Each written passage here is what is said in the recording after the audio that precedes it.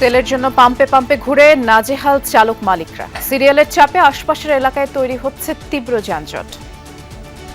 যে কোনো দিন তেল নিতে আসলে উনি মনে করেন যে সিরিয়ালের বাড়ি 1-2টা গাড়ি প্রত্যেকদিন ঢুকাই দিবে, আন্দাজি মিথ্যা কথা বলবে যে সিরিয়ালের বাড়ি মানে গাড়ি ছিল। ভাই তেল নেব, পরে ওই তেলের পাম্পে রাজভাই তেলের পাম্পে যা দেখে তেল নাই, বলতে তেল হবে না। যুক্তরাষ্ট্রের অবরোধের পর আরও ঘোলাটে হরমুজ সংকট। ইরান সংশ্লিষ্ট 8 জাহাজ ফিরিয়ে দেওয়ার দাবি। যুদ্ধবিরতি আরও 1.5 মাস বাড়ানোর প্রস্তাব পাকিস্তানের। 6 মাসের মধ্যে হেলথ কার্ডের আওতায় আসছে 5 জেলা। সংসদে জানালেন প্রধানমন্ত্রী। শুরু হচ্ছে 5 বছর মেয়াদী প্রাথমিক শিক্ষা উন্নয়ন কর্মসূচিও। সরকারের নির্বাচনী ইশতেহারে ঘোষিত কার্যক্রমসমূহ বাস্তবায়নে সকল মন্ত্রণালয় এবং বিভাগ আগামী 180 দিনের কর্মসূচির আলোকে কর্মপরিকল্পনা প্রণয়ন করেছে এবং সেগুলো বাস্তবায়নের উদ্যোগ এরই ভিতরে গ্রহণ করেছে। হামে শিশু মৃত্যু থামছেই না। ল্যাব না থাকায় চট্টগ্রাম থেকে নমুনা পাঠাতে হচ্ছে ঢাকায়। 4 সিটি ও 40 উপজেলায় চলছে টিকাদান কর্মসূচি। আইসিইউর ভিতরে নেওয়ার মতো অবস্থা ছিল, ওখান থেকে আল্লাহর রহমতে অনেকটা ভালো আছে। শ্বাসকষ্ট হয়েছিল, পরে এখানে আসার পরে আর অক্সিজেন দিয়েছি করছে, পরে আল্লাহর রহমতে এখন ভালো হয়েছে। রাজধানীর টিকিট কাউন্টার উচ্ছেদে উল্টো ভোগান্তি। টার্মিনালের ধারণ ক্ষমতা ও আধুনিকায়ন ছাড়া সংকট কাটবে না, দাবি পরিবহন মালিকদের। কাউন্টারে কোনো কার্যক্রম চালাইতেছে না, আমরা টিকিট পাইতেছি না এবং গাড়ি কোথা থেকে ছাড়ে তাও জানতে পারতেছি। কোনো বাথরুম নাই, বসার একটা প্লেস নাই, একটা ছোট একটা রুম থেকে কাউন্টার আছে, একজন লোক দাঁড়ায় টিকিট কাটতে পারে আর নাই। বাংলাদেশি সহ 5 লাখ অভিবাসীকে বৈধতা দিচ্ছে স্পেন। কাগজপত্র ছাড়াই 1 বছর বসবাস ও কাজের অনুমতি পাবেন প্রবাসীরা। থাকছে স্থায়ী হওয়ার সুযোগ।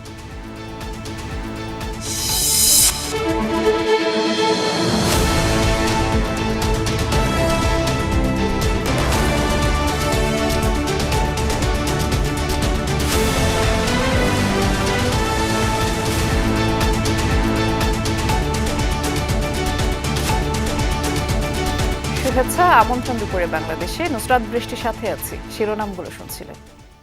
মধ্যপ্রাচ্যের চলমান সংঘাতকে কেন্দ্র করে রাজধানীতে জ্বালানি তেলের সংকট আরও প্রকট হয়ে উঠছে। বিশেষ করে পহেলা বৈশাখের ছুটির পর আজ পরিস্থিতি আরও তীব্র আকার ধারণ করেছে। গতকাল পহেলা বৈশাখ উপলক্ষে ডিপোগুলোতে একদিনের জন্য তেল সরবরাহ বন্ধ ছিল, যার ফলে চাহিদা অনুযায়ী জ্বালানি না পাওয়ায় আজ সকাল পর্যন্ত রাজধানীর অধিকাংশ পাম্পেই জ্বালানি তেল নেই। সংশ্লিষ্টরা জানিয়েছেন সকাল 8:30 থেকে আবারও ডিপো থেকে তেল সরবরাহ শুরু হয়েছে, যা পাম্পে পৌঁছাতে দুপুর হতে পারে। আর পরিস্থিতি পুরোপুরি স্বাভাবিক হতে বিকেলও গড়াতে পারে। এদিকে তেল না থাকায় অনেক পাম্পে দীর্ঘ লাইনে অপেক্ষা করছেন গাড়ি চালকরা। পরিস্থিতি সামাল দিতে পাম্পগুলো থেকে গ্রাহকদের নির্ধারিত সময় জানিয়ে দেওয়া হচ্ছে। কাজকর্ম তো কিছু থাকে, কাজকর্ম কখন করব, তেল কখন নিব বলেন, যে অবস্থা। কিছু আছে ভাই ব্যবসায়ী, ওরা প্রতিদিন আসে ভাই, প্রতিদিন এসে তেল নিয়ে যায়। সবাই যদি সিরিয়াল ভাবে তেল দিতে আসে, তাহলে সিরিয়াল ভাবে যদি তেল নিই তাহলে আমরা তেলগুলো ভালোভাবে পাবো। তেলের পাম্পে যে এত বড় একটা লাইন, সেই লাইনের ক্ষেত্রে এই জ্যামগুলো বেঁধে রয়েছে। যেখানে যেখানে যে পেট্রোল পাম্প আছে ওখানেই যে জ্যাম, প্রচুর জ্যাম। আমরা এই পর্যায়ে রাজধানীর মহাখালীর একটি ফিলিং স্টেশনের চিত্র আপনাদেরকে দেখাবার চেষ্টা করব। সহকর্মী মশিউর অনিক সেখানে আছেন। অনিক, আমরা তো বিগত দিনগুলোতে দেখেছি ফিলিং স্টেশনের সামনে পরিবহনের দীর্ঘ সারি, কিন্তু গতকালকে যেহেতু ডিপো বন্ধ ছিল, অর্থাৎ জ্বালানি তেল সরবরাহ বন্ধ, এর প্রভাব তো এখন আরও বেশি সংকট সৃষ্টি করেছে জনজীবনে। কি অবস্থা দেখছেন এই ফিলিং স্টেশনের?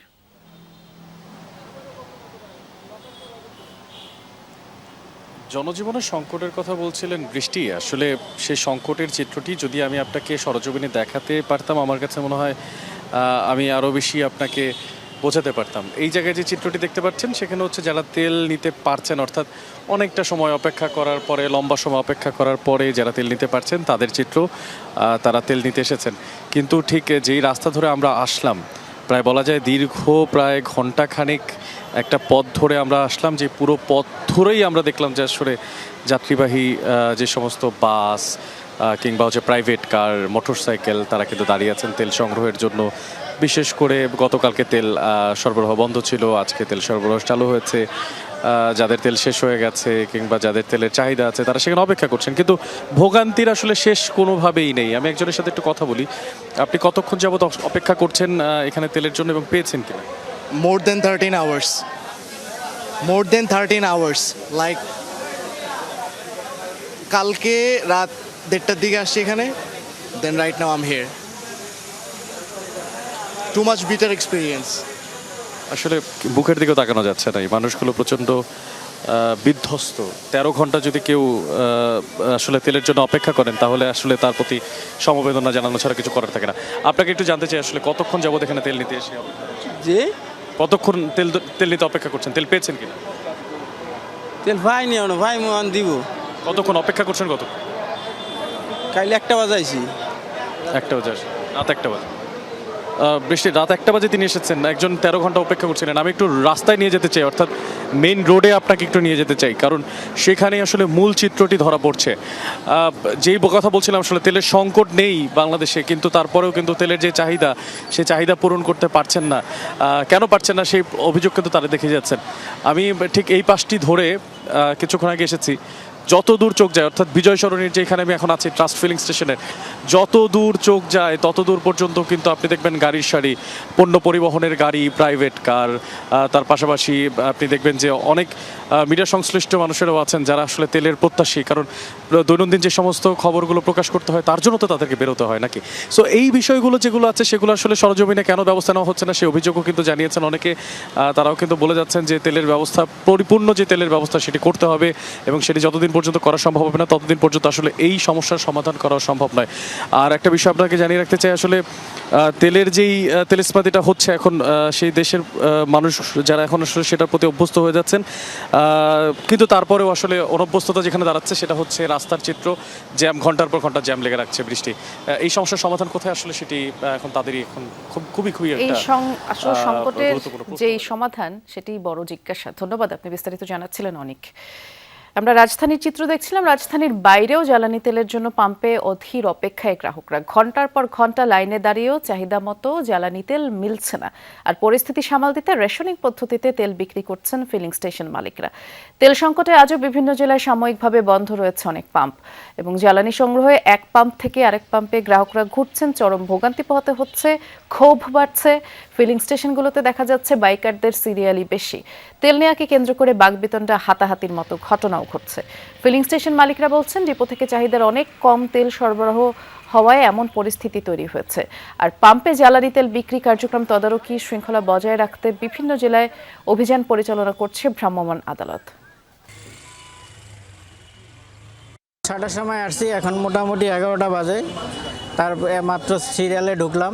আগের তুলনায় একটু কম হচ্ছে, তবে এই সেবাটাকে আরো উন্নত করা দরকার। বিভিন্ন জায়গা থেকে আসে ব্যবসার জন্য তেল নিয়ে বিক্রি করে, তেল খুলে ট্যাঙ্কি থেকে বিক্রি করে। আস্তে আস্তে পাবলিককে আমরা দিতেছি, কিন্তু সিরিয়াল কমতেছে না, প্রতিদিন কেবল হোন্ডা বাড়তেই আছে। এবারে আমরা চট্টগ্রামের একটি ফিলিং স্টেশনের চিত্র আপনাদেরকে দেখাবার চেষ্টা করব। আমাদের সহকর্মী শহীদুল সুমন অপেক্ষা করছেন আমাদের জন্য। সুমন, রাজধানীর যেই চিত্র, কিছুক্ষণ আগে একটি ফিলিং স্টেশনে দেখছিলাম যে 13 ঘন্টারও বেশি সময় লাইনে অপেক্ষা করতে হচ্ছে, তারপরেও জ্বালানি পাওয়া যাচ্ছে না। সেই হিসেবে বন্দরনগরীতে কি দৃশ্য দেখছেন জানাবেন।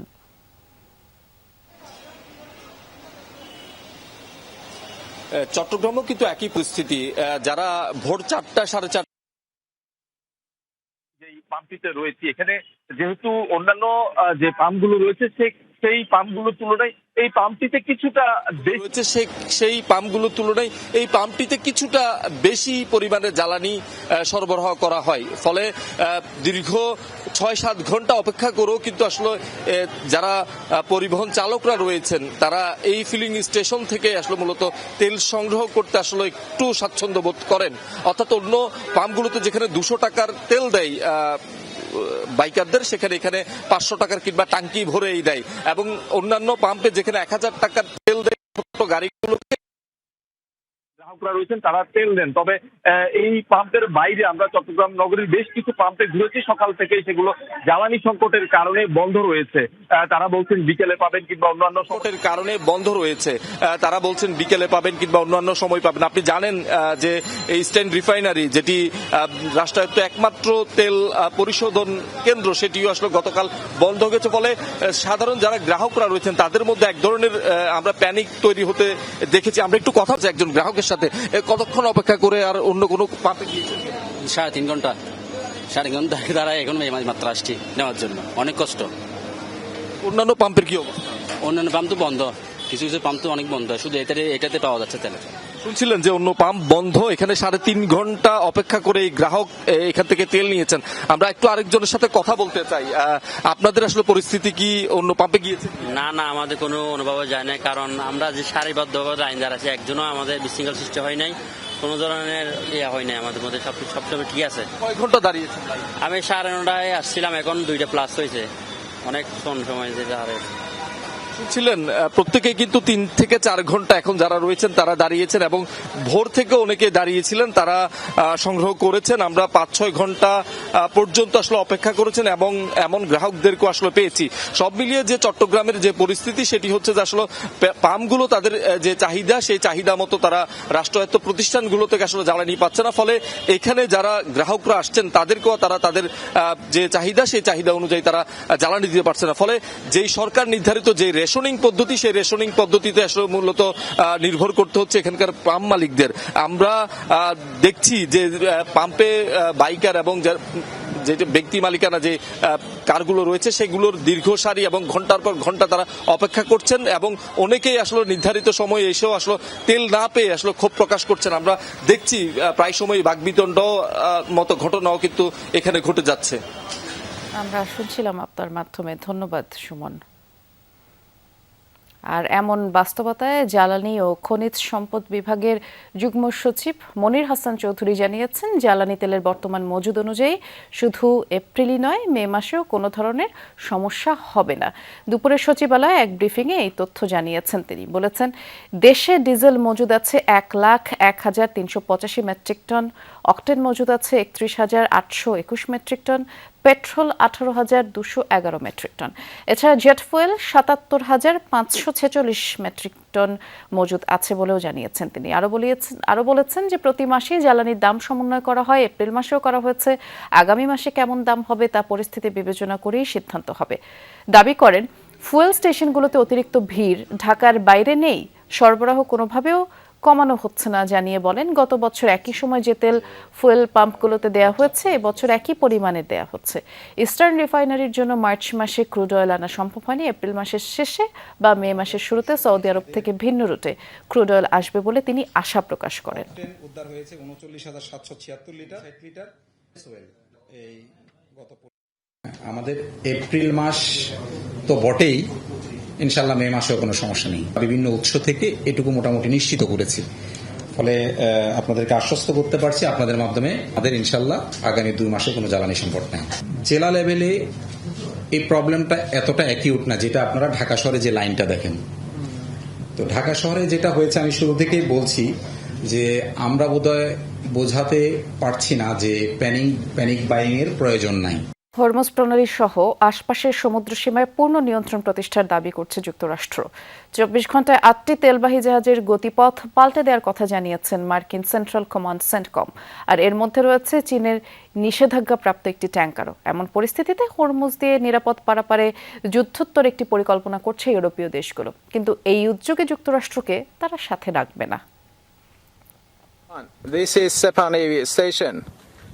বিশ্বের অন্যতম গুরুত্বপূর্ণ জলপথ হরমুজ প্রণালী ঘিরে যুক্তরাষ্ট্রের সেন্ট্রাল কমান্ডের কঠোর নজরদারি টহল দিচ্ছে মার্কিন নৌবাহিনীর মোতায়েনকৃত গাইডেড মিসাইল ডেস্ট্রয়ার। সেন্টকমের দাবি, অবরোধ কার্যকরের 36 ঘন্টার মধ্যেই ইরানের সমুদ্রপথে বাণিজ্য পুরোপুরি বন্ধ হয়ে গেছে।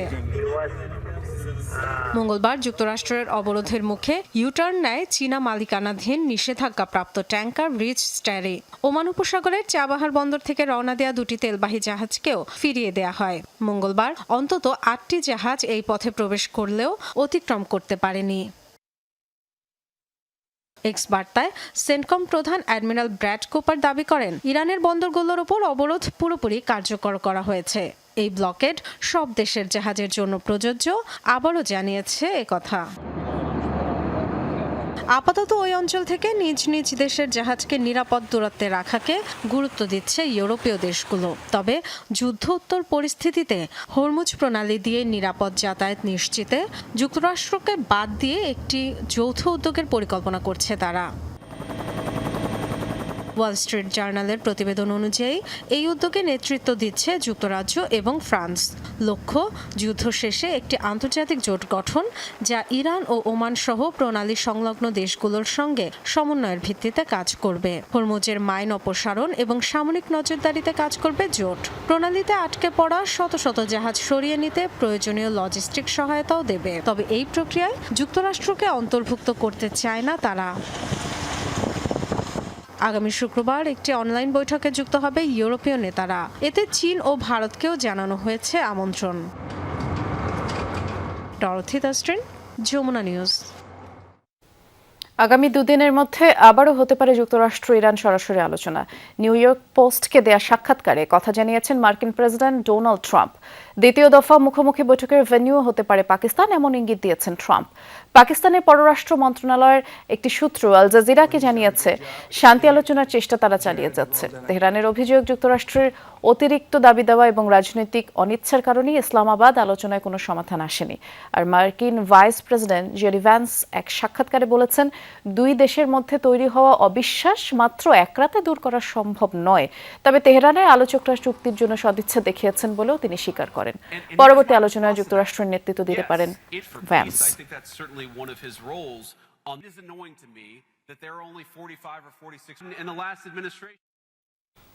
এদিকে যুক্তরাষ্ট্র ইরানের অস্থায়ী যুদ্ধবিরতি আরও ৪৫ দিন বাড়ানোর প্রস্তাব দিয়েছে পাকিস্তান। দেশটির এক কূটনীতিকের বরাতে এই তথ্য জানিয়েছে ডন নিউজ। বলা হয়, ইসলামাবাদে ইরান যুক্তরাষ্ট্র শান্তি আলোচনা ভেস্তে গেলেও উভয় পক্ষের সাথে যোগাযোগ অব্যাহত রেখেছে পাকিস্তানের মধ্যস্থতাকারীরা।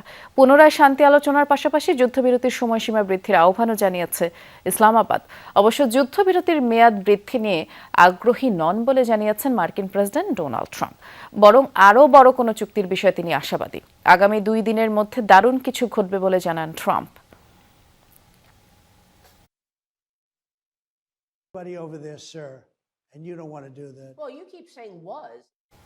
শান্তি আলোচনার মাঝেও দক্ষিণ লেবাননে হামলা অব্যাহত রেখেছে ইসরায়েলি বাহিনী। মঙ্গলবার দিনভর দেশটির একাধিক এলাকায় হামলা চালিয়েছে আইডিএফ। হামলা অব্যাহত ছিল গভীর রাত অবধি। আর এসব হামলায় লেবাননের টাইর ও আব্বাসিয়া এলাকাকে সবচেয়ে বেশি নিশানা বানায় ইসরায়েল। কমপক্ষে 2 জন লেবানিজ নিহত হন। দক্ষিণ লেবাননে এখনও স্থল অভিযান জারি রেখেছে ইসরায়েলের হাজার হাজার সেনা। ক্রমেই উত্তর দিকে তারা অগ্রসর হচ্ছে। চলমান যুদ্ধে ইসরায়েলি হামলা এখন অবধি দেশটিতে নিহতের সংখ্যা 2000 ছাড়িয়েছে।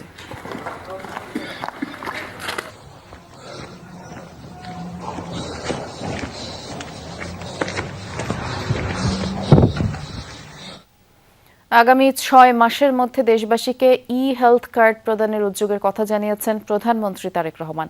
এছাড়া 1 জুলাই থেকে 5 বছর মেয়াদী প্রাথমিক শিক্ষা উন্নয়ন কর্মসূচি শুরু করার কথাও জানান তিনি। সংসদে প্রশ্নোত্তর পর্বে প্রধানমন্ত্রী জানিয়েছেন, মধ্যপ্রাচ্যে অস্থিরতার প্রেক্ষিতে বিকল্প ও নতুন শ্রম বাজার সন্ধানে সুনির্দিষ্ট পরিকল্পনা গ্রহণ করা হবে। দেশে পেপ্যালের কার্যক্রম আরম্ভে কার্যকর উদ্যোগ গ্রহণে একটি কমিটিও গঠন করা হয়েছে। ধন্যবাদ স্পিকার। ধন্যবাদ। ত্রয়োদশ জাতীয় সংসদের প্রথম অধিবেশনের 14তম দিন। কার্যসূচির শুরুতেই ছিল প্রধানমন্ত্রীর জন্য নির্ধারিত প্রশ্নোত্তর পর্ব। প্রাথমিক শিক্ষা উন্নয়ন কর্মসূচি সরকার শুরু করতে যাচ্ছে। প্রধানমন্ত্রী জানান, আগামী 1 জুলাই থেকে 5 বছর মেয়াদী 5ম প্রাথমিক শিক্ষা উন্নয়ন কর্মসূচি শুরু হতে যাচ্ছে। এই কর্মসূচির মাধ্যমে অবশিষ্ট শিক্ষকদের ইংরেজি বিষয়ে প্রশিক্ষণ দেওয়ার পরিকল্পনা আছে বলেও জানান তিনি। সামুদ্রিক সম্পদ, মৎস্য, পর্যটন এবং পরিবেশ সংরক্ষণের মধ্যে সমন্বিত ভারসাম্য প্রতিষ্ঠা এবং সুনীল অর্থনীতির টেকসই ও দীর্ঘমেয়াদী উন্নয়ন নিশ্চিত করার লক্ষ্যে প্রয়োজন হলে 2026-27 অর্থ বছরে প্রাতিষ্ঠানিক কাঠামো গড়ে তোলার বিষয়টি সক্রিয় বিবেচনাধীন রয়েছে। প্রধানমন্ত্রী বলেন, 180 দিনের কর্মসূচির আওতায় জনগণকে হেলথ কার্ড দেওয়ার উদ্যোগ নেওয়া হয়েছে। এ বিষয়ক একটি প্রকল্প অনুমোদনের অপেক্ষায়। আগামী 180 দিনের কর্মসূচির আলোকে কর্মপরিকল্পনা প্রণয়ন করেছে এবং সেগুলো বাস্তবায়নের উদ্যোগ এরই ভিতরে গ্রহণ করেছে। বিভিন্ন শ্রেণী পেশার মানুষ যারা ওয়ার্কিং ক্লাস বা খেটে খাওয়া মানুষ, তারা কিভাবে ধীরে ধীরে তাদের জীবনযাত্রা মান উন্নয়ন করতে পারে, সেজন্য আমরা বিভিন্ন রকম পলিসি গ্রহণ করেছি। আরেক প্রশ্নের জবাবে তারেক রহমান বলেন, দেশের পর্যটন খাতকে এগিয়ে নিয়ে যেতে বেসামরিক বিমান পরিবহন ও পর্যটন মন্ত্রণালয় জাতীয় পর্যটন মহাপরিকল্পনা প্রণয়নে কাজ করছে। এই মহাপরিকল্পনা প্রণয়নে কুয়াকাটার প্রাকৃতিক সৌন্দর্য রক্ষা এবং পর্যটন খাতের উন্নয়নকে বিশেষভাবে আমরা গুরুত্ব দিতে চাইছি। গৃহায়ন ও গণপূর্ত মন্ত্রণালয় কর্তৃক কুয়াকাটা সংলগ্ন 7টি উপজেলা গলাচিপা, কলাপাড়া, রাঙামালী, বরগুনা সদর, পাথরঘাটা, আমতলী এবং তালতলী নিয়ে Payra Kuakata comprehensive plan focusing on eco tourism শীর্ষক গৃহীত পরিকল্পনা বাস্তবায়নের জন্য বর্তমান অ্যাকশন এরিয়া প্ল্যান তৈরি করা হচ্ছে। আইসিটি সেন্টারসমূহ কার্যকরভাবে পরিচালনায় এবং দেশে পেপ্যালের কার্যক্রম আরম্ভে কার্যকর উদ্যোগ গ্রহণে একটি কমিটি গঠন করা হয়েছে বলেও জানান প্রধানমন্ত্রী তারেক রহমান। বর্তমান সরকারের তানভীর মৌসুম, যমুনা নিউজ, ঢাকা। মধ্যপ্রাচ্যে অস্থিরতার কারণে বিকল্প নতুন শ্রমবাজার সন্ধানের পরিকল্পনা করছে সরকার বলে জানিয়েছেন চিফ হুইপ নুরুল ইসলাম মনি। সংসদ অধিবেশনের বিরতিতে তিনি বলেছেন, মালয়েশিয়া, থাইল্যান্ডে শ্রমবাজার উন্মুক্ত করার কাজ চলছে। এ সময় জানান, সশস্ত্র বাহিনীকে রাজনৈতিক বিতর্কের ঊর্ধ্বে রাখতে চায় সরকার। মধ্যপ্রাচ্যে এখন যেহেতু যুদ্ধ চলছে এবং যে একটা যুদ্ধ পরিস্থিতি আছে, সেই যুদ্ধ কবে নাগাদ শেষ হবে আমরা জানি না। আমরা বিকল্প শ্রমিকের বাজার খুলে দেওয়ার জন্য আমরা চেষ্টা করছি। পৃথিবীর অন্যত্র সব জায়গায় আমাদের কাজ আছে। আমরা সেই রকম মানুষ তৈরি করব এবং মাননীয় প্রধানমন্ত্রী হয়তো এখানে যা বলেন না, বিভিন্ন সময় বলে আসতেন, সেটা হলো আমরা হবে, বাংলাদেশটা হবে দক্ষ মানুষের হাব। কুষ্টিয়ায় মাজারে হামলা করে পীরকে হত্যার ঘটনা ঠেকাতে সরকার ব্যর্থ হয়েছে। এ ঘটনায় মামলা হয়েছে, আসামিদের চিহ্নিত করা হয়েছে। সরকার জিরো টলারেন্স নীতি গ্রহণ করেছে বলে জানিয়েছেন প্রধানমন্ত্রীর তথ্য উপদেষ্টা ডাক্তার জাহিদুর রহমান। দুপুরে সচিবালয়ে তিনি সরকারের কার্যক্রমের অগ্রগতি তুলে ধরে বলেন, অন্তর্বর্তী সরকারের সময় পরিকল্পিত মব হয়েছে, আগের মবের ঘটনাগুলো খতিয়ে দেখবে সরকার। এছাড়া আগামী শনিবার প্রধানমন্ত্রী তারেক রহমান হজের ফ্লাইট উদ্বোধন করবেন। এবার টিকিটের মূল্য 12,000 টাকা কমানো হয়েছে। আগের সরকারের ব্যর্থতার জন্যই হাম প্রকট আকার ধারণ করেছে বলেও অভিযোগ করেন তিনি। বলেন, চাঁদাবাজি ঠেকাতে সরকার আন্তরিক, এ ব্যাপারে ব্যবস্থাও নেওয়া হচ্ছে। এছাড়া প্রধানমন্ত্রীর কার্যালয়ের অধীনে নারীদের জন্য সাইবার বুলিং সুরক্ষায় বিশেষ সেল গঠন করা হবে। যারা বুলিং করবে তাদের বিরুদ্ধে কঠোর ব্যবস্থা নেবে সরকার। কুষ্টিয়া একটা মর্মান্তিক ঘটনা ঘটেছে, এটা নিয়ে কি আপনি সরকারকে ব্লেম করতে পারেন না? You can do that. দিনের শেষে এটা সরকারের দায়িত্ব ছিল এটা ঠেকানো, সরকার ব্যর্থ হয়েছে। এই মবের ইস্যুটা তৈরি হয়েছে আসলে মূলত অন্তর্বর্তী সরকারের সময়, এটাকে ভীষণভাবে প্রশ্রয় দেওয়া হয়েছে। তো আমাদের এক ধরনের প্রবণতা তৈরি হয়ে গেছে যে আমরা চাইলে এগুলো করে ফেলতে পারি। হামের উপসর্গ নিয়ে শরীয়তপুর সদর হাসপাতাল ও সিলেট ওসমানী মেডিকেলে আরও 2 শিশুর মৃত্যু হয়েছে। নিয়ে সিলেটে 4 জনের প্রাণ গেল। 24 ঘন্টায় রাজশাহী মেডিকেল কলেজ হাসপাতালে নতুন করে রোগী ভর্তি হয়েছে 24 জন, আর চিকিৎসা শেষে বাড়ি ফিরেছে 14 জন। উপসর্গ নিয়ে হাসপাতালটিতে বর্তমানে 164 জন চিকিৎসাধীন। রাজশাহী বিভাগ ছাড়াও ময়মনসিংহ, বরিশাল, চট্টগ্রাম, সিলেট, খুলনা বিভাগে হাম আক্রান্তের সংখ্যা বাড়ছে। কোথাও কোথাও হাসপাতালে ওয়ার্ডের বাইরে রেখেও চিকিৎসা দেওয়া হচ্ছে রোগীদের, এতে করে সংক্রমণের ঝুঁকিও বাড়ছে। হামের প্রকোপ না কমায় অভিভাবকদের মাঝে উদ্বেগ বাড়ছে। এদিকে দেশের 4 সিটি কর্পোরেশন ও 30 উপজেলায় শিশুদের জন্য হামের বিশেষ টিকাদান কর্মসূচি চলছে।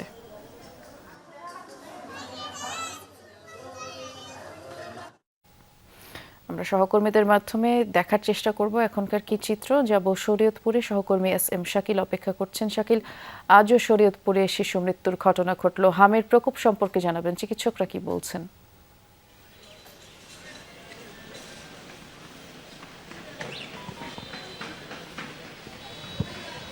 শাকিল, শুনতে পাচ্ছেন?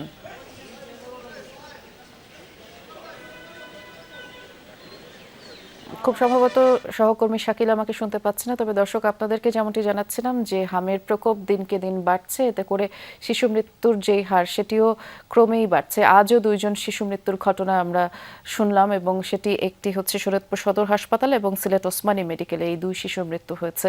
এবং আমরা যেমনটি জানি যে সদর হাসপাতালে রোগীর সংখ্যাও বাড়ছে।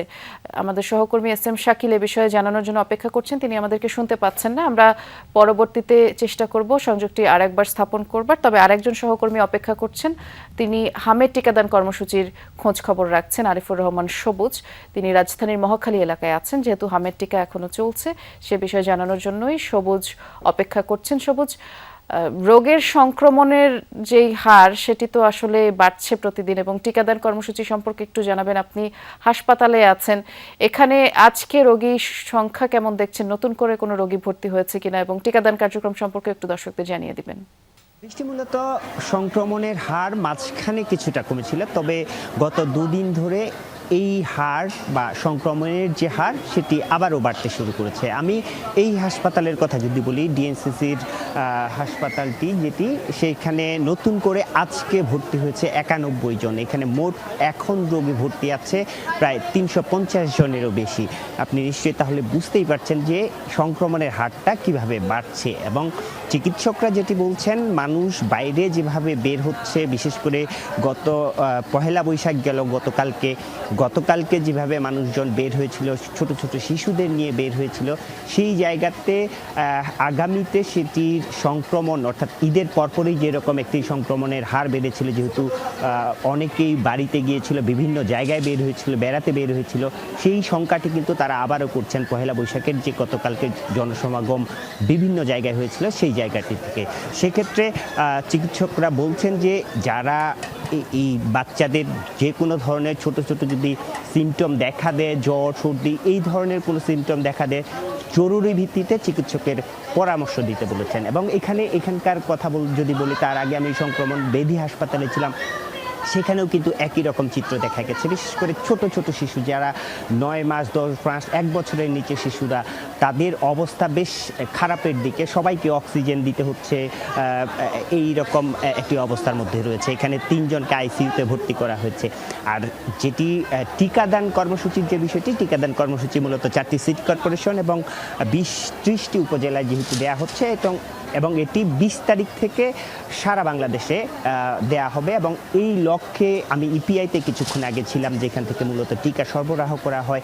সেই টিকাগুলো মূলত এর মধ্যেই আজকে সব জেলাতেই পৌঁছানোর যে জায়গাটি, সেই জায়গাটি শেষ হয়েছে, এবং সবাই আশা করছে যে টিকাদান যে কর্মসূচিটি ঘোষণা করা হয়েছে, ক্যাম্পেইনটি চলছে, সেই ক্যাম্পেইনের আওতায় প্রত্যেকটি শিশু যদি আসে, তাহলে এই হামের যে সংক্রমণ সেটি অনেকটাই কমে যাবে। এবং যারা অভিভাবক রয়েছেন তাদের মধ্যেও একটি সচেতনতা বৃদ্ধির বিষয় রয়েছে। সেই জায়গাগুলো যেন অভিভাবকরা সচেতন হয়। এবং আমরা দেখেছি টিকা কেন্দ্রগুলোতে ভিড় যেভাবে বাড়ছে, মানুষজনের যেহেতু অভিভাবকদের মধ্যে এক ধরনের উদ্বেগ, উৎকণ্ঠা রয়েছে, সে কারণে তারাও কিন্তু টিকা দিতে আসছেন। বিশেষ করে আগে 2 ডোজ টিকা নিয়েছেন, আবারও বুস্টার দিতে আসছেন। সেক্ষেত্রে বোঝা যায় যে মানুষজনের মধ্যেও কিন্তু এক ধরনের উদ্বেগ, উৎকণ্ঠার জায়গা থেকে সচেতনতা বৃদ্ধি পেয়েছে। দৃষ্টি, ধন্যবাদ বিস্তারিত জানানোর জন্য সবুজ। আমরা আরেকবার যাচ্ছি শরীয়তপুরে। সহকর্মী এস এম শাকিল অপেক্ষা করছেন, তিনি হাসপাতালের সামনে এই মুহূর্তে আছেন, শুনতে পাচ্ছেন নিশ্চয়ই এবার আমাকে। শাকিল, আজও একজন শিশু মৃত্যুর খবর আমরা দর্শকদের জানাচ্ছিলাম। হামের প্রকোপ সম্পর্কে চিকিৎসকরা কি বলছেন, এবং এখানে যারা চিকিৎসা নিতে আসছেন অভিভাবকদের সাথে আপনার কথা হয়েছে কিনা?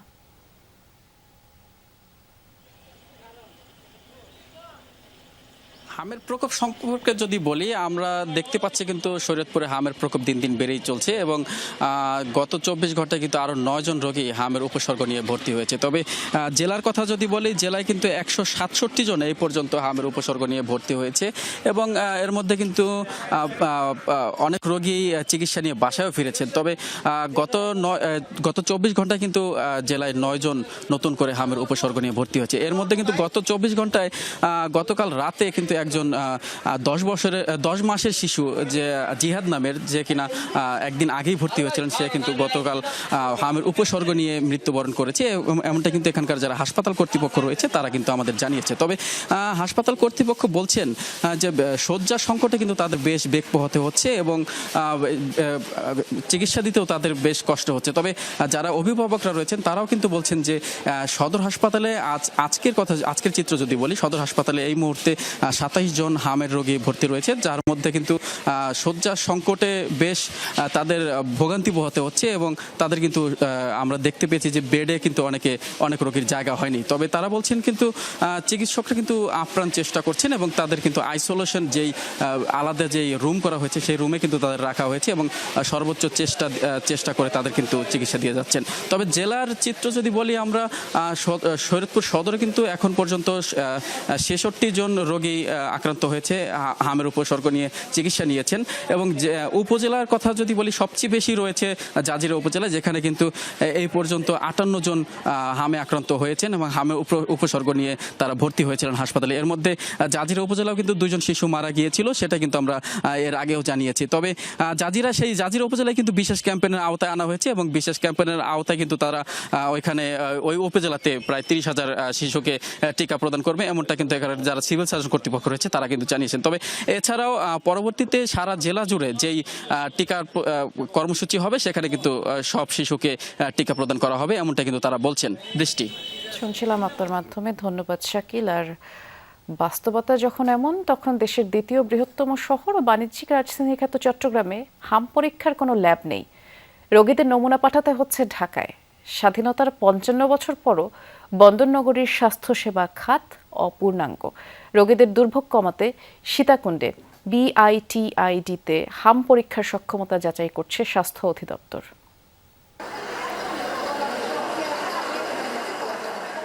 জ্বর, সর্দি, কাশি, শ্বাসকষ্ট, শরীরে লালচে ফুসকুড়ি সহ হামের উপসর্গ নিয়ে প্রতিদিন চট্টগ্রামে সরকারি বেসরকারি হাসপাতালে আসছে বিভিন্ন বয়সী শিশু। এখন পর্যন্ত 35 জনের হাম শনাক্ত এবং একজনের মৃত্যুর পর উদ্বেগ বাড়ছে অভিভাবকদেরও। তবে বিভাগীয় শহর হওয়া সত্ত্বেও চট্টগ্রামে নেই হাম পরীক্ষার কোনো ব্যবস্থা। নমুনা সংগ্রহ করে পাঠাতে হচ্ছে ঢাকায়। টিকাদান কার্যক্রম সঠিকভাবে পরিচালিত হচ্ছে কিনা কিংবা কোনো এলাকায় প্রাদুর্ভাব বাড়ছে কিনা তা জানতে এই পরীক্ষা গুরুত্বপূর্ণ বলছেন চিকিৎসকরা। যেহেতু একটা বড় আউটব্রেক হয়েছে, ভবিষ্যতে যদি এরকম আউটব্রেক হয় তাহলে হয়তো আরও ডিসেন্ট্রালাইজেশন দরকার, হয়তো আরও ল্যাব যদি এরকম এস্টাবলিশ হয় তখন হয়তো এই ধরনের ক্ষেত্রে আরও দ্রুত মন্তব্য করা যাবে যে এখানে মিজেলস আছে কি নেই বা অন্যান্য ভাইরাসের জন্য লাগতে পারে। একটা মহামারী বা দুর্যোগ দেখা দিচ্ছে কিনা এটা জানার জন্য আর ভ্যাকসিনেশনের জন্য কিছু স্ট্র্যাটেজি প্ল্যান করার জন্য আসলে মিজেলস ভাইরাসের ডিটেকশন দরকার। কক্সবাজার ও 3 পার্বত্য জেলা ছাড়াও বিভাগের প্রায় সব জেলা অর্থাৎ কুমিল্লা, নোয়াখালী, ব্রাহ্মণবাড়িয়া, চাঁদপুর, লক্ষ্মীপুর, ফেনী থেকেও হামের উপসর্গ নিয়ে রোগী আসে চট্টগ্রামে। পরীক্ষার ব্যবস্থা না থাকায় বিপাকে সবাই। আইপিএসে ঢাকায় আইপিএসে আছে, এটাই সারা বাংলাদেশে ওখানে যাবে এবং এখান থেকে স্যাম্পল আমরা পাঠিয়ে দিই। 2 থেকে 3 দিনের মধ্যে আমাদের কাছে রিপোর্ট চলে আসে। এখন যেহেতু এটা ন্যাশনাল একটা ইস্যু, এই অবস্থায় উন্নত মানের ল্যাব সুবিধা থাকায় ফৌজদারহাটে অবস্থিত Bangladesh institute of tropical and infectious diseases BITID-তে হাম পরীক্ষার সক্ষমতা যাচাই করছে স্বাস্থ্য অধিদপ্তর। তাদের যে জনবল আছে, যাদের যে টেকনিক্যাল হ্যান্ড আছে, এখানে যে সমস্ত চিকিৎসকরা কর্মরত আছেন তারা এগুলো করতে সক্ষম। কিন্তু এর আনুষঙ্গিক জিনিসগুলো, এগুলো বা আনুষঙ্গিক যেটা কিটস, রিয়েজেন্ট, এগুলো সরবরাহ না করতে পারলে এরা তো এগুলো করতে পারবেন না। এখানে BSL-2+ এবং BSL-3, that means biosafety level 3 laboratory আছে, যা আমরা বলতে পারি বাংলাদেশে একমাত্র ফাংশনিং বায়োসেফটি লেভেল 3 ল্যাবরেটরি। বর্তমানে যে সমস্যাটি চলছে হাম বা মিজেলস আমরা বলে থাকি, সেটি নির্ণয় করার জন্য আমাদের সক্ষমতা রয়েছে। শহীদুল সুমন, যমুনা নিউজ, চট্টগ্রাম। ঝিনাইদহে ছড়িয়ে পড়ছে হামের উপসর্গ। প্রতিদিনই আক্রান্ত হচ্ছে শিশুরা, এতে আতঙ্কিত হয়ে পড়ছেন অভিভাবকরা। তবে স্বাস্থ্য বিভাগ বলছে জেলার পরিস্থিতি এখনও ভয়াবহ নয়। এছাড়া কঠিন পরিস্থিতি সামাল দিতে আগাম প্রস্তুতিও নেওয়া হয়েছে। গত 2 সপ্তাহে বিভিন্ন হাসপাতালে 43 জন রোগী ভর্তি হলেও এর মধ্যে 31 জন সুস্থ হয়ে বাড়ি ফিরে গেছেন। হামের উপসর্গ নিয়ে ঝিনাইদহে প্রতিদিনই বাড়ছে শিশু রোগীর সংখ্যা, এতে উদ্বিগ্ন স্বজনরা। গেল 2 সপ্তাহে জেলার 6টি উপজেলায় হামের উপসর্গ নিয়ে হাসপাতালে ভর্তি হয়েছে 43 জন রোগী। এদের মধ্যে 3 জনের অবস্থা আশঙ্কাজনক হওয়ায় উন্নত চিকিৎসার জন্য খুলনা সহ আশপাশের বিভিন্ন জেলার হাসপাতালে পাঠানো হয়েছে তাদের। তবে আসার কথা, এখন পর্যন্ত সুস্থ হয়ে বাড়ি ফিরেছে 31 জন শিশু। চিকিৎসাধীন 9 জন। পরিস্থিতি সামাল দিতে হাসপাতালগুলোতে আইসোলেশন ওয়ার্ড সহ নানা ব্যবস্থা নিয়েছে স্বাস্থ্য বিভাগ। প্রথমে জ্বর আসছিল, তারপরে গায়ে এইগুলো বেরোলো, সঙ্গে সঙ্গে আমি হসপিটালে নিয়ে আসছি। 10-15 দিন জ্বর আসলে তারপরে 4-5 দিন মতো হাম দেখা যাচ্ছে। এখন মানে পুরোটাই সুস্থ, হাম জ্বর নেই, খালি এখন বাবু শ্বাসকষ্ট ঠান্ডার জন্য। চিকিৎসকরা বলছেন শিশুদের শরীরে র্যাশ দেখেই আতঙ্কিত হয়ে পড়ছেন অভিভাবকরা। জানান হাসপাতালে ভর্তিদের বেশিরভাগই অতিরিক্ত ডায়রিয়া ও নিউমোনিয়ায় আক্রান্ত রোগী। বাচ্চাদের জ্বরের সাথে গায়ে একটু লাল দাগ হলেই মায়েরা অভিভাবকরা খুব চিন্তায় পড়ে যাচ্ছে বা অস্থির হয়ে যাচ্ছে যে তাদের বোধহয় হাম হয়েছে। তো এই বিষয়ে আপনারা একটু সচেতন হবেন যে গায়ে লাল দাগ মানেই হাম নয়। হাম আসলে সাধারণত 6 মাসের নিচে যদি বুকের দুধ পান করে যেসব বাচ্চা, তাদের হাম হয় না। সিভিল সার্জন জানান জেলায় পর্যাপ্ত পরিমাণ ভ্যাকসিনের মজুত রয়েছে। কোনো শিশুই যেন টিকা কর্মসূচির আওতার বাইরে না থাকে সেদিকে বিশেষ নজর দিচ্ছেন তারা। কিছু রোগী ভর্তি হয়েছে, সেগুলো খুব বেশি ডেঞ্জারাস না বা কম্পিটিশন নিয়ে ভর্তি হয়নি। আর আমাদের উপজেলা হেলথ কমপ্লেক্সগুলো তো হামের রোগী স্ক্রিনিং করা হচ্ছে, আউটডোর দেখা হচ্ছে, মোটামুটি 2-1টা ভর্তি হচ্ছে এবং ট্রিটমেন্ট নিয়ে ফেরত যাচ্ছে, ভালো আছে। আমাদের মৃত্যু হার পুরোপুরি 0। হামের উপসর্গ নিয়ে রোগীর সংখ্যা বাড়তে থাকায় উদ্বেগ তৈরি হলেও আতঙ্কিত হওয়ার কারণ নেই বলছেন সংশ্লিষ্ট কর্মকর্তারা। সাইফ আহমেদ, যমুনা নিউজ। জুলাই গণ অভ্যুত্থান চলাকালে রাজধানীর মোহাম্মদপুরের 9 জনকে হত্যার ঘটনায় করা মানবতাবিরোধী অপরাধ মামলায় সাবেক মন্ত্রী জাহাঙ্গীর কবির নানক সহ 28 জনের বিরুদ্ধে আনুষ্ঠানিক অভিযোগ গঠনের শুনানি পিছিয়ে 26 তারিখ ধার্য করেছেন ট্রাইব্যুনাল। বুধবার আন্তর্জাতিক অপরাধ ট্রাইব্যুনাল 1-এ শুনানি হওয়ার কথা ছিল। এই মামলায় গ্রেফতার আছেন নিষিদ্ধ ছাত্রলীগের মোহাম্মদপুর থানার 4 নেতা, বাকি 24 জন পলাতক রয়েছেন। এবছরের 18 জানুয়ারি প্রসিকিউশনের দেয়া আনুষ্ঠানিক অভিযোগ আমলে নিয়ে 28 আসামির বিরুদ্ধে গ্রেপ্তারি পরোয়ানা জারি করেন আদালত। এদিকে জুলাই আন্দোলনে কারফিউ জারি করে হত্যাকাণ্ডের অভিযোগে সলমান এফ রহমান ও আনিসুল হকের বিরুদ্ধে সাক্ষ্য গ্রহণ আছে।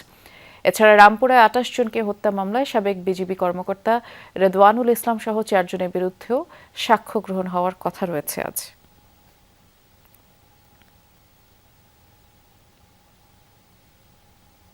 রাজধানীতে সিটি কর্পোরেশনের চলমান অভিযানে উচ্ছেদ করা হচ্ছে বাস টার্মিনালের বাইরের সব টিকিট কাউন্টার। উদ্দেশ্য যানজট নিরসন। কিন্তু এই অভিযানের পর বিপাকে যাত্রী, পরিবহন মালিক উভয় পক্ষই। বলা হচ্ছে টার্মিনাল থেকে ওঠানামা করবেন যাত্রীরা। আদতে কি সেটা বাস্তবসম্মত? ঢাকার 3টি বাস টার্মিনালেই ধারণ ক্ষমতার কয়েক গুণ যানবাহনের চাপে বিশৃঙ্খল পরিস্থিতি। পরিবহন মালিকরা বলছেন সংকট নিরসনে টার্মিনালের আধুনিকায়নের বিকল্প নেই। নুরুল ইসলাম ও মাহমুদুর রহমান জয়ের ক্যামেরায় বিস্তারিত জানাচ্ছেন রেদওয়ান আহমেদ।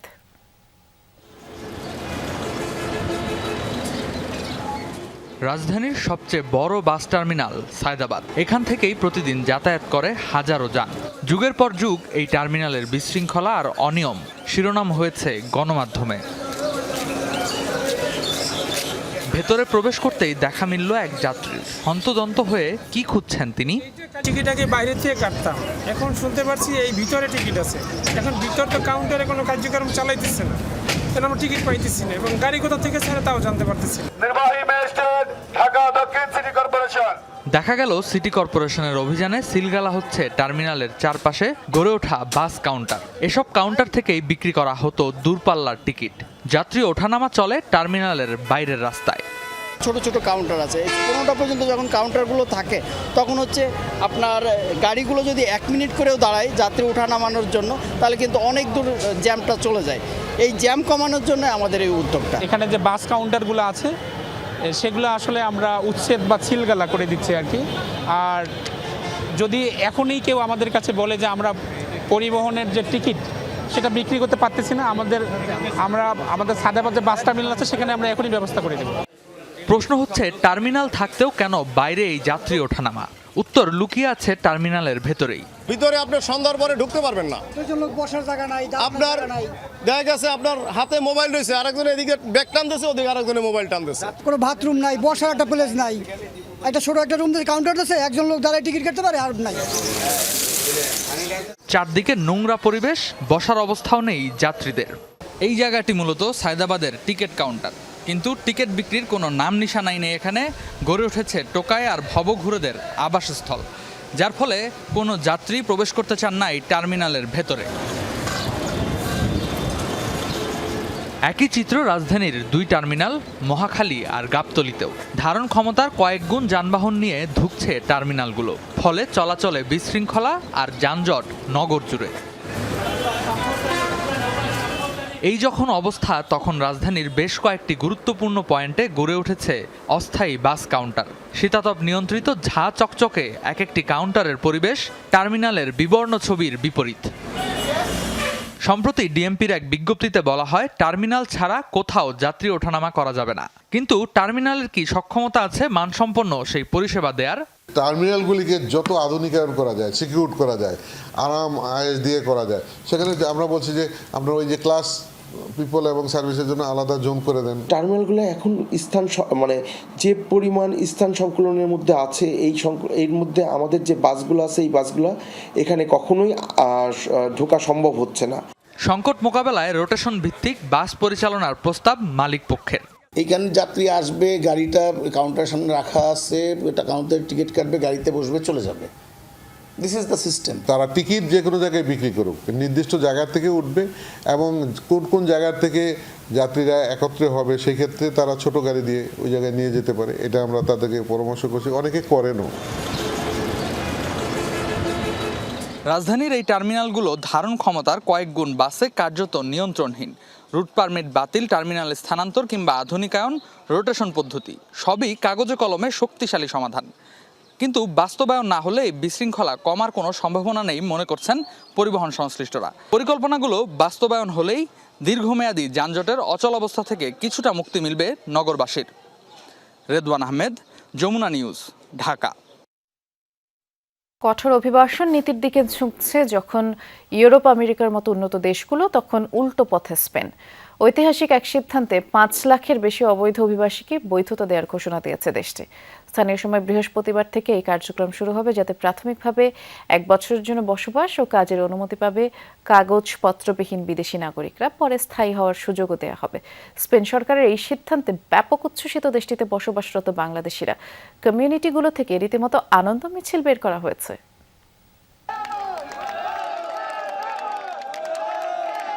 বাংলাদেশিদের উল্লাসের এই দৃশ্য স্পেনের বার্সেলোনার।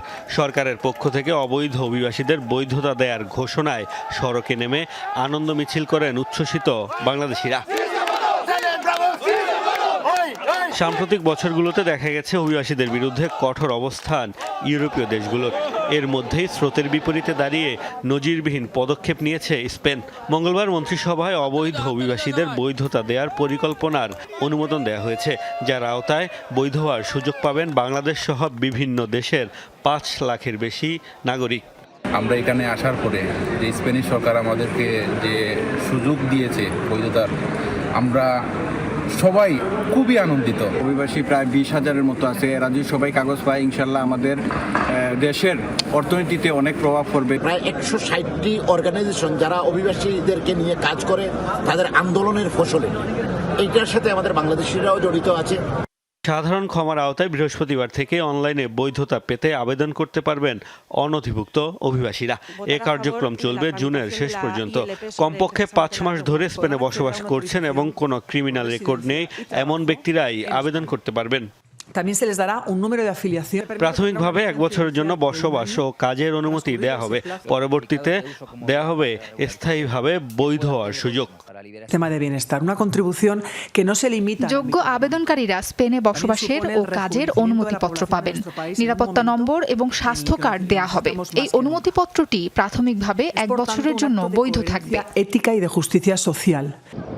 সরকারের পক্ষ থেকে বলা হচ্ছে, বয়স্ক জনগোষ্ঠীর চাপ সামলাতে এবং অর্থনীতির চাকা সচল রাখতে অভিবাসী শ্রমিকদের প্রয়োজন অপরিহার্য হয়ে উঠেছে দেশটিতে।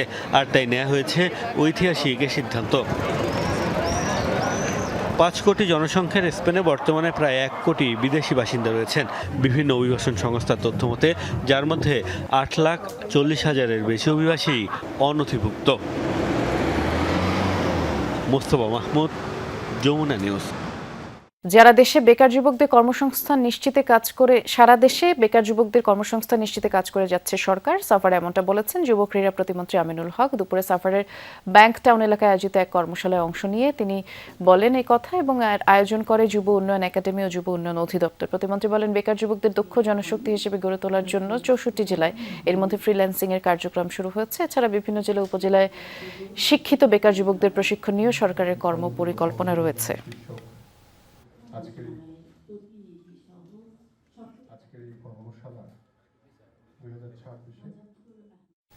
কুমিল্লায় বিভিন্ন সময় আটককৃত 4 কোটি টাকা সমমূল্যের আমদানি নিষিদ্ধ ব্যবহার অনুপযোগী ভারতীয় পণ্য ধ্বংস করা হয়েছে। সকালে নগরীর কাপ্তান বাজার এলাকায় কাস্টমস এক্সাইজ ও ভ্যাট কমিশনারেট কার্যালয়ের উদ্যোগে এসব মালামাল ধ্বংস করা হয়। এসব পণ্যের মধ্যে ছিল বিজিবি জব্দ করা আমদানি নিষিদ্ধ আতশবাজি, অবৈধ ওষুধ, শাড়ি, 3 পিস, মেয়াদ উত্তীর্ণ খাদ্য সামগ্রী সহ ভারতীয় বিভিন্ন পণ্য। আর এ সময় উপস্থিত ছিলেন Comilla customs excise VAT commissionerate কার্যালয়ের যুগ্ম কমিশনার, অতিরিক্ত পুলিশ সুপার, জেলা প্রশাসকের কার্যালয় নির্বাহী ম্যাজিস্ট্রেট সহ আরও অনেকে।